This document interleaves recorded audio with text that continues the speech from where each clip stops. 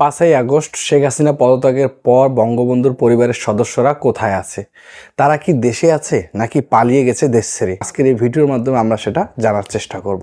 আসলে বঙ্গবন্ধু পরিবারের সদস্যরা দীর্ঘ 16 বছর কিন্তু তারা বিভিন্ন গুরুত্বপূর্ণ পদে কিন্তু তারা নিয়োজিত ছিল। এই যে শেখ হাসিনা পদত্যাগের পর শেখ হাসিনা তো দেশ থেকে পালিয়ে গেল ভারতে, তো তারা যে বঙ্গবন্ধু পরিবারের বাকি সদস্যগুলো আছে তারা এখন কোথায় আছে, আমরা সেই বিষয়টা আজকে এই ভিডিওর মাধ্যমে জানার চেষ্টা করব। তো চলুন যে বঙ্গবন্ধু পরিবারের সদস্যরা কে কোথায় আছে এই ভিডিওর মাধ্যমে আমরা একটু জানার চেষ্টা করি। রাজনীতির সঙ্গে সংশ্লিষ্ট বঙ্গবন্ধু পরিবারের বেশিরভাগ সদস্যই এখন আর দেশে নেই। 5 আগস্টের আগে পরে তারা দেশ ছেড়ে চলে যান।